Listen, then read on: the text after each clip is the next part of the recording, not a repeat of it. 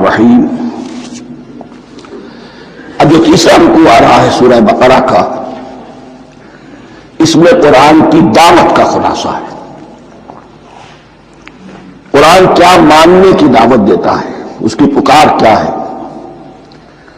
جیسا کہ میں عرض کر چکا ہوں، 2/3 قرآن پہلے نازل ہو چکا ہے، پس منظر میں ہے۔ ہمارے لیے اس ترتیب مصحف کے اعتبار سے وہ قرآن بعد میں آئے گا، ترتیب نزول کے اعتبار سے وہ پس منظر میں موجود ہے، لیکن چونکہ یہاں پر مصحف کے اندر یہاں سے آغاز کیا جا رہا ہے، لہذا اس کا خلاصہ جو ہے لب لباب یہ ایک رکوع میں، اور قرآن کے فلسفے کا اور اس کے بعد نہایت ہی اہم جو موضوعات ہیں اور مسائل ہیں ان کا ذکر پھر چوتھے رکوع میں۔ ابھی ہم تیسرا رکوع پڑھ رہے ہیں۔ یا ایھا الناس اعبدوا ربکم الذی خلقکم والذین من قبلکم لعلکم تتقون۔ اے لوگو، بندگی اختیار کرو اپنے اس رب کی، اپنے اس مالک کی جس نے تمہیں پیدا کیا، اور نہ صرف تم کو پیدا کیا، تم سے پہلے جتنے لوگ گزرے انہیں بھی پیدا کیا تاکہ تم بچ سکو۔ یہ قرآن کی دعوت کا خلاصہ ہے، اور یہ نوٹ کر لیجئے، یہ تمام انبیاء اور رسل کی دعوت یہی تھی۔ اب جب پڑھیں گے سورہ اعراف پڑھیں گے، سورہ شعراء پڑھیں گے، ایک ایک کا نام لے کر ان اعبدوا اللہ واطیعوہ، ہر رسول کی دعوت یہ تھی، اللہ کی بندگی کرو، دین اطاعت کرو۔ یا قوم اعبدوا اللہ ما لکم من الہ غیرہ، اے میری قوم کے لوگوں، اللہ کی بندگی کرو، تمہارا کوئی الہ اور معبود اس کے سوا نہیں ہے۔ پھر حضور قرآن یہی عبادت رب انسان کی تخلیق کی غایت ہے۔ وما خلقت الجن والانس الا لیعبدون، ہم نے جنوں اور انسانوں کو پیدا ہی صرف اس لیے کیا ہے کہ ہماری بندگی کریں۔ لیکن یہاں ایک فرق بہت بڑا ہے، تمام رسولوں کی دعوت یہی ہے، محمد رسول اللہ کی بھی یہی ہے، لیکن بڑا فرق کیا ہے؟ باقی تمام رسولوں کی دعوت آپ کو ملے گی یا قوم، اے میری قوم کے لوگوں، یہاں ہے یا ایھا الناس، اے بنی آدم، اے بنی نوع انسان۔ معلوم ہوا کہ تمام رسول حضور سے پہلے صرف اپنی اپنی قوموں کی طرف آئے ہیں۔ پہلے اور آخری اور کامل رسول ہیں اللہ کے محمد صلی اللہ علیہ وسلم، جن کی دعوت آفاقی ہے۔ یا ایھا الناس، یا قوم نہیں، یا ایھا الناس اعبدوا ربکم الذی خلقکم والذین من قبلکم۔ اس میں دلیل بھی آ گئی کہ عام طور پر لوگ جو ہے غلط راستے پر اس دلیل سے جمے رہتے ہیں کہ ہمارے آباء و اجداد کا راستہ یہی تھا۔ تو بھائی، جیسے تم مخلوق ہو ایسے وہ بھی تو مخلوق تھے، جیسے تم خطا کر سکتے ہو وہ بھی تو خطا کر سکتے تھے۔ لہذا یہ نہ دیکھو کہ آباء و اجداد کا راستہ کیا تھا، دیکھو یہ کہ حق کیا ہے، لعلکم تتقون، تاکہ تم بچ جاؤ، دنیا میں افراط و تفریط کے دھکوں سے بچ جاؤ گے، آخرت میں اللہ کے عذاب سے بچ جاؤ گے۔ ان دونوں سے اگر بچنا ہے تو اللہ کی بندگی کی روش اختیار کرو۔ اچھا، کس رب کی؟ الذی جعل لکم الارض فراشا والسماء بناء، جس نے تمہارے لیے زمین کو فرش بنا دیا اور آسمان کو چھت بنا دیا۔ وانزل من السماء ماء، اور آسمان سے پانی برسایا۔ فاخرج به من الثمرات رزقا لکم، اور پھر اس پانی کے ذریعے سے زمین سے میووں کی شکل میں، پیداوار کی شکل میں تمہارے لیے رزق اگایا۔ فلا تجعلوا للہ اندادا وانتم تعلمون، تو ہرگز نہ اللہ کا مد مقابل کسی کو ٹھہراؤ جانتے بوجھتے۔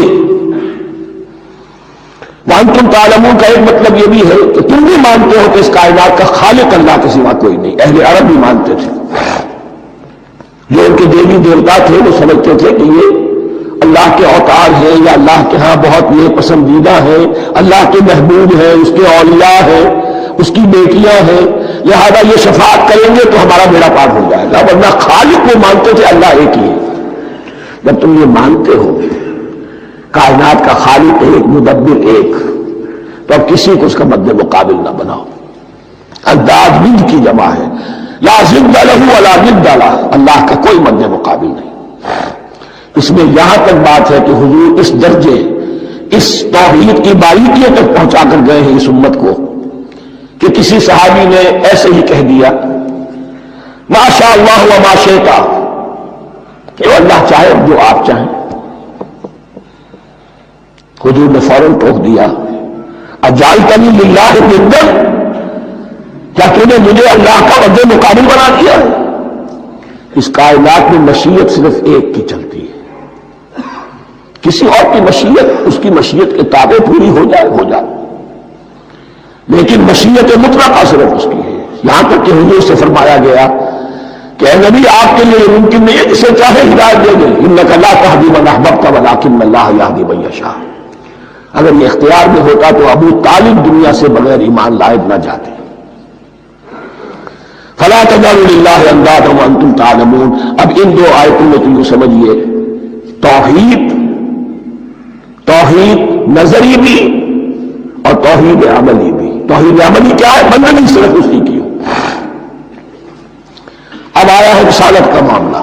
وَإِن كُنتُمْ فِي رَيْبٍ مِّمَّا نَزَّلْنَا عَلَىٰ عَبْدِنَا، اگر تمہیں رسالت محمدی پر شک ہے صلی اللہ علیہ وسلم، اس کی کیا معنی ہے؟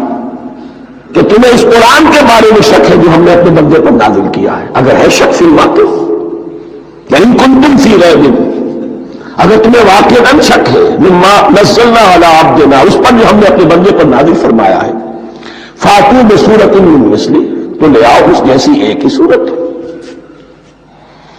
یہ ہم کل پوری تفصیل سے دیکھ چکے ہیں کہ برسبیل تنزل یہاں پہنچے ہیں. پہلے دو آیتیں میں نے آپ کو سنائی تھی، اس میں پورے قرآن کی مثال لانے کا چیلنج کیا گیا.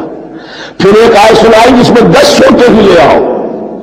اب آخری درجے میں ایک صورت ہی بنا لا، اور ایک صورت تو سورۃ العصر کے مساوی بھی ہو سکتی تھی، سورۃ الکوثر کے مساوی بھی ہو سکتی تھی. وَادْعُوا شُهَدَاءَكُم مِّن دُونِ اللَّهِ إِن كُنتُمْ صَادِقِينَ، اور بلا لو اپنے سارے مددگاروں کو اللہ کے سوا، جن ہو انس ہو.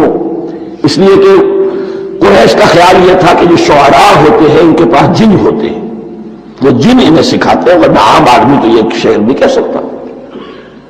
جو تمہارا اگر کوئی نعمان ہے، کوئی جنات سکھانے والے ہیں، کوئی انسان ہے، خطیب ہے، شعراء ہے، ادیب، سب کو جمع کر. ان کنتم صادقین. اب یہ ہے بہت ہی، جس کو میں نے کل کہا تھا، آپ کو یاد ہوگا، قرآن کا انداز کیا ہوتا ہے کہ وہ اپنے اندر جھانکنے کی دعوت دیتا ہے. یہ گویا کہ آنکھوں میں آنکھیں ڈال کر یہ کہا جا رہا ہے کہ حقیقت میں تمہیں کوئی شک نہیں ہے، یہ تم بات بنا رہے ہو صرف. اگر واقعی شک ہے تو آؤ میدان میں. حقیقت یہ کہ تمہیں شک نہیں ہے. اگر تم سچے ہو فاتوا بسورۃ من مثلہ، تو اس جیسی ایک ہی صورت بنا لاؤ. فَإِن لَّمْ تَفْعَلُوا، اب ذرا انداز دیکھیے تحدی کا، چیلنج کا. پھر اگر تم یہ نہ کر پاؤ، وَلَن تَفْعَلُوا، اور ہرگز نہیں کر سکو گے. یہ چیلنج کون دے سکتا ہے؟ اللہ کے سوا کوئی نہیں دے سکتا. یہ انداز کسی کتاب کا نہیں ہے. ذالک الکتاب لا ریب فیہ، یہ کسی کا نہیں ہے. فَإِن لَّمْ تَفْعَلُوا وَلَن تَفْعَلُوا، پھر اگر تم نہ کر پاؤ اور تم ہرگز نہیں کر پاؤ گے، فَاتَّقُوا النَّارَ الَّتِي وَقُودُهَا النَّاسُ وَالْحِجَارَةُ، تو ڈرو اس آگ سے جس کا ایندھن بنیں گے انسان اور پتھر. اعدت للکافرین، کافروں کے لیے تیار کر لی گئی ہے، بھڑکا دی گئی ہے. پتھروں کا ذکر خاص طور پر کیوں ہے؟ دو اس کے امکانات ہیں. آپ کو معلوم ہے کہ وہ جو پتھر کا کوئلہ ہوتا ہے اس کی آگ بڑی سخت ہوتی تھی. عام جو ہمارا یہ لکڑی کا کوئلہ ہوتا ہے اس کے مقابلے میں. اور دوسرے یہ بھی کہ چونکہ انہوں نے جو معبود تراش کرتے تھے وہ پتھر کے ہوتے تھے. تمہارے ساتھ ہی تمہارے معبودوں کو بھی جھونکا جائے گا، وہ بھی جلیں گے، تاکہ تمہاری حسرت کے اندر اضافہ ہو. ان سے ہم دعائیں مانگا کرتے تھے، ان کے سامنے ماتھے ٹیکتے تھے، ان کے سامنے ڈنڈوت کرتے تھے، ان کو چڑھاتے تھے. اب یہاں گویا کہ ایمان باللہ توحید، ایمان بالرسالت اور ایمان بالآخرت. فاتقوا النار التي وقودها الناس والحجارة اعدت للكافرين وبشر الذين آمنوا وعملوا الصالحات، اور بشارت دے دیجیے اے نبی ان لوگوں کو کہ جو ایمان لائے اور جنہوں نے نیک عمل کیے. ان لہم جنات تجری من تحتہا الانہار، کہ ان کے لیے وہ باغات ہیں کہ جن کے دامن میں ندیاں بہتی ہوں گی. لفظی ترجمہ ہوگا جن کے نیچے ندیاں بہتی ہوں گی.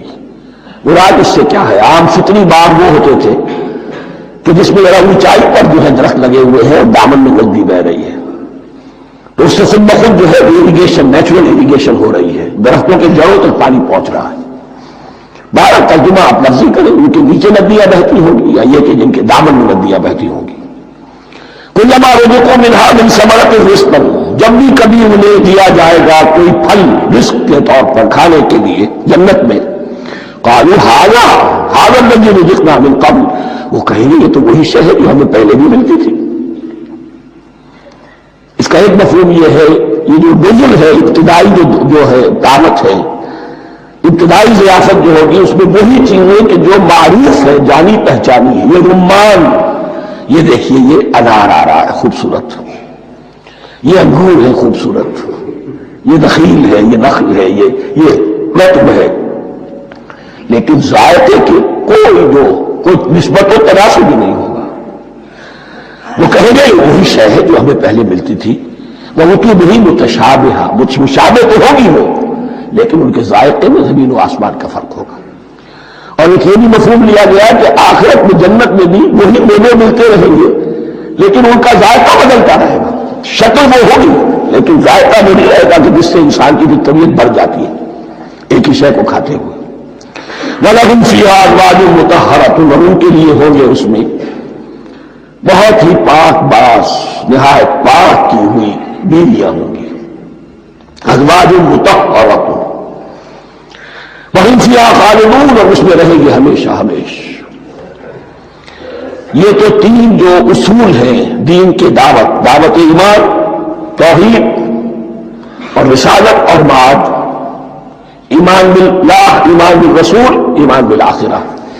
اب ذرا کچھ ضروری مسائل ہیں کہ جو بعض کفار کی طرف سے، بعض معتزلین کی طرف سے پیش ہوتے تھے، وہ کبھی بھی اس چیلنج کا مقابلہ تو نہ کر سکے، میدان میں تو نہ آ سکے. یہ بالکل ایسی بات ہے جیسے کسی مصور کی تصویر پر اعتراض کرنے والے تو بہت تھے. جب کہا گیا کہ ذرا یہ لیجیے قلم اس کو ٹھیک کر دیجیے، یہ گوشت آپ کے ہاتھ میں دیتا ہوں، اب سب پیچھے ہٹ گئے. تو کوئی صورت قرآن کے مقابلے میں لانا وہ تو ان کے لیے ممکن نہیں تھی، لیکن ادھر ادھر سے اعتراضات کرنے کے لیے جو زبانیں کھلتی تھی ان میں سے ایک اعتراض نقل کیا جا رہا ہے. وہ یہ تھا کہ وہ کہتے تھے کہ قرآن مجید میں مکھی کی تشبیہ آئی ہے، یہ تو بڑی حقیر سی ہے. اعلیٰ کلام ہو اور اعلیٰ متکلم ہو ایسی حقیر چیزوں کا تذکرہ نہیں کرتا. بیت العنکبوت مکھلی کا بھی ذکر ہے قرآن میں، اتنی حقیر شے کا، یہ کوئی اعلیٰ کلام نہیں. اس کا جواب دیا جا رہا ہے کہ اصل میں کہیں تشبیہ بیان کرنی ہے، تمثیل بیان کرنی ہے، تو دیکھنا یہ کہ جس شے کے لیے تشبیہ دی جا رہی ہے اس کی مناسبت والی شے ہو. شے کوئی بہت حقیر ہے تو کسی عظمت والی شے سے آخر کیسے تشبیہ دی جائے گی؟ وہ تو کسی حقیر شے سے ہی تشبیہ دی جائے گی تو جو اصل مقصد ہے تشبیہ کا وہ پورا ہوگا. ان اللہ لا یستحی ان یضرب مثلا ما بعوضۃ فما فوقها، اللہ تعالیٰ کو تو اس میں کوئی جھجک نہیں ہے، کوئی شرم نہیں ہے کہ وہ مچھر کی مثال بیان کرے. تو اس سے اوپر اب یا فوقها بھی دونوں معنی ہو جائیں گے، یعنی کمتر اور حقیر ہونے میں اس سے بھی بڑھ کر، یا یہ کہ اس سے اوپر کی کوئی شے اس کی مثال دینے میں اللہ کو کوئی جھجک نہیں. اس لیے کہ مکھی بھی بارہ مچھر سے ذرا بڑی شے ہے. اس معنی میں بھی ہو سکتا ہے فوقہا، اور فوقہا اس معنی میں بھی کہ اس سے بھی حقیر ہونے میں اس سے بھی بڑھ کر. فَأَمَّا الَّذِينَ آمَنُوا فَيَعْلَمُونَ أَنَّهُ الْحَقُّ مِنْ رَبِّهِمْ، تو جو لوگ صاحب ایمان ہیں وہ جان لیتے ہیں کہ یہ حق ہے ہمارے رب کی طرف سے. وَأَمَّا الَّذِينَ كَفَرُوا، اور جنہوں نے کفر کیا ہے، فَيَقُولُونَ مَاذَا أَرَادَ اللَّهُ بِهَذَا مَثَلًا، یہ کیا مثال اللہ نے دی، کیا ارادہ ہوا اللہ کا اس مثال کے ذریعے سے. ناک بھو چڑھا رہے ہیں، اعتراض کر رہے ہیں. اب جو آ رہا ہے اللہ جملہ وہ ہے بہت اہم، یہ يُضِلُّ بِهِ كَثِيرًا وَيَهْدِي بِهِ كَثِيرًا. اسی کے ذریعے سے اللہ بہتوں کو ہدایت دیتا ہے اور اسی کے ذریعے سے بہتوں کو گمراہ کرتا ہے۔ معلوم ہوا کہ ہدایت اور گمراہی اور ہدایت اور ضلالت انسان کی سبجیکٹو کنڈیشن کے اوپر دار و مدار ہے اس کا۔ آپ کے دل میں خیر ہے، بھلائی ہے، نیت صحیح ہے، طلب ہدایت، طلب علم، اس میں آپ سچے ہیں، آپ کو ہدایت مل جائے گی۔ دل میں زیغ ہے، کجی ہے، نیت میں ٹیڑھ ہے، فساد ہے، تو اسی کے ذریعے سے اللہ آپ کی گمراہی میں اضافہ کر دے گا۔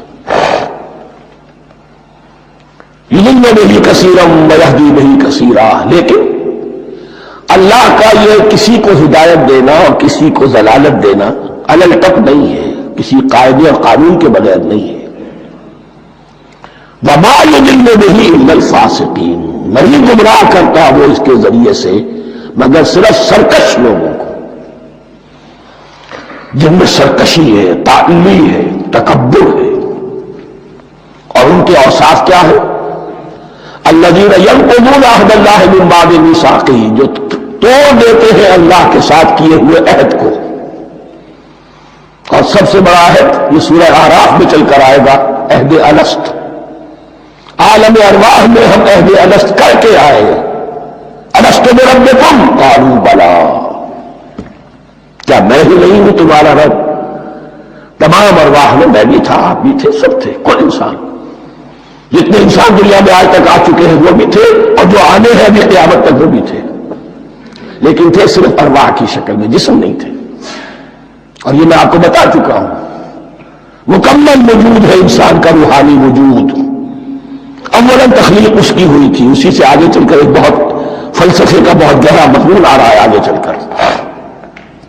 وہ جو عہد الست الست بربکم قالوا بلی، انہوں نے اس عہد کو توڑا، اللہ کو اپنا مالک اور خالق اور اپنا حاکم جاننے کی بجائے خود حاکم بن کر بیٹھ گئے۔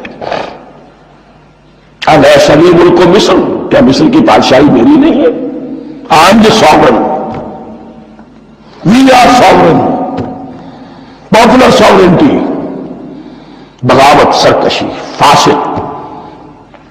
وما یضل بہ الا الفاسقین الذین ینقضون میثاقہ وَيَقْطَعُونَ مَا أَمَرَ اللَّهُ بِهِ أَن يُوصَلَ، اور کاٹتے ہیں وہ چیز جسے اللہ نے جوڑنے کا حکم دیا ہے، اللہ نے صلہ رحمی کا حکم دیا ہے، یہ قطع رحمی کرتے ہیں۔ مال کی طلب میں بھائی بھائی کو ختم کرتا ہے، اس کے مال کو ہتھیانے کے لیے، اپنی ذاتی اغراض کے لیے تمام اخلاقی حدود جو ہے انسان پر پیش ڈال دیتا ہے، اپنا تکبر، اپنے لیے تعلی۔ الذین، آپ دیکھیے نوٹ کیجئے، اس میں ہماری شریعت کا فلسفہ یہ ہے، ایک تعلق ہے اللہ کا بندے کے ساتھ، حقوق اللہ، ایک ہے بندوں کا بندوں کے ساتھ، حقوق العباد۔ اللہ کا حق کیا ہے؟ اسے حاکم اور مالک، اور حاکم سمجھو، الملک سمجھو، خود اس کے بندے بنو۔ انسانوں کا حق کیا ہے؟ کونوا عباد اللہ اخوانا، سب آپس میں بھائی بھائی اللہ کے بندے بن جاؤ۔ اور اس میں سب سے اہم ترین رحمی رشتہ ہے، سگے بھائی، ساگے بھائی بہنیں، پھر دادی کے اوپر جا کر وہ کزنز آ جائیں گے، پر دادی پر جا کر اور جمع ہو جائیں گے، یہاں تک کہ آدم و حوا پر تمام انسان جمع ہو جائیں گے۔ تو رحمی رشتے کی بڑی اہمیت ہے۔ تو وہ فاسقین کے جو توڑتے ہیں اللہ کے عہد کو، اس کو مضبوطی سے باندھنے کے بعد، وَيَقْطَعُونَ مَا أَمَرَ اللَّهُ بِهِ أَن يُوصَلَ وَيُفْسِدُونَ فِي الْأَرْضِ، انہی دونوں چیزوں کے نتیجے میں زمین میں فساد پیدا ہوتا ہے، یا اللہ کی اطاعت سے باغی ہو گئے اور یا آپس میں ایک دوسرے کی گردنیں کاٹنے لگے۔ اولئک هم الخاسرون، یہی لوگ ہیں جو بالآخر خسارے میں، آخری اور دائمی خسارے میں رہنے والے ہیں۔ کیف تکفرون باللہ وکنتم امواتا، تم کیسے کفر کرتے ہو اللہ کا؟ بڑا پیارا انداز ہے، وکنتم امواتا، تم مردہ تھے، فاحیاکم، تمہیں زندہ کیا، ثم یمیتکم، پھر تمہیں مارے گا، ثم یحییکم، پھر جلائے گا، ثم الیہ ترجعون، پھر تم اس کی طرف لوٹ جاؤ گے، لوٹا دیے جاؤ گے۔ یہاں وہ بات آ گئی جو آج نگاہوں سے بالکل اوجھل ہو چکی ہے. یہ ہم دنیا میں آنے سے پہلے مردہ تھے، کیا مانے؟ یہ مضمون آ کر اصل میں سورہ غافر یا سورہ مومن میں چل کر اس کی پوری وضاحت ہوگی، لیکن چونکہ یہاں تذکرہ ہو چکا ہے اہل انس کا. ہماری پہلی تخلیق ہوئی عالم ارواح میں، ارواح کی صورت میں، پھر ہمیں سلا دیا گیا. وہ ہماری پہلی موت تھی. مردہ جو ہے معدوم نہیں ہوتا، مردہ ہوتا ہے، بے جان ہوتا ہے، سویا ہوا ہوتا ہے، اور موت کو اور نیند کو تشبیہ دی گئی ہے. پھر ہمیں اس جسد کے ساتھ یہاں زندہ کیا گیا، پھر موت طاری ہوگی، پھر ہمیں زندہ کیا جائے گا. یہ آیت جیسا کہ میں نے عرض کیا بہت بڑی اور بڑی گہری حکمت اور فلسفہ قرآن کی آیت ہے. کیسے اللہ کا انکار کرتے؟ کنتم اموات، تم مردہ تھے، سوئی ہوئی ارواح کی شکل میں تھے. فاحیاکم، تمہیں جلایا اس جسد کے ساتھ زندہ کیا. ثم یمیتکم ثم یحییکم، پھر تمہیں مارے گا، پھر جلائے گا. ثم الیہ ترجعون، پھر تم اس کی طرف لوٹا دیے جاؤ گے. اور اب اس کے بعد جو آخری آیت ہے، هو الذی خلق لکم ما فی الارض جميعا، اس نے تمہارے لیے بنایا ہے جو کچھ بھی زمین میں ہے. اس میں خلافت کا مضمون آ گیا. حدیث میں آتا ہے انما الدنیا خلقت لکم وانتم خلقتم للآخرہ، یہ دنیا تمہارے لیے بنائی گئی ہے، تم آخرت کے لیے بنائے گئے ہو. هو الذی خلق لکم ما فی الارض جميعا، اس لیے کہ اگلی آیت پھر آ رہی ہے خلافت کیا ہے. سارا کچھ زمین میں یہ بستر میں بچھایا اور یہ کائنات کو، زمین کو سجایا تمہاری خلافت کے لیے. ثم استوى الى السماء فسواهن سبع سماوات، پھر وہ متوجہ ہوا آسمانوں کی طرف، اور انہیں 7 آسمانوں کی شکل میں بنا دیا. جیسا کہ میں کل عرض کر چکا ہوں، یہ تاحال ابھی یہ آیات متشابہات میں سے ہے. 7 آسمانوں کی کیا حقیقت ہے ہم اس سے ابھی پورے طور سے واقف نہیں. وَهُوَ بِكُلِّ شَيْءٍ عَلِيمٌ، اور اسے ہر شے کا علم حقیقی حاصل ہے. بارک اللہ لی ولکم فی القرآن العظیم ونفعنی وإیاکم بالآیات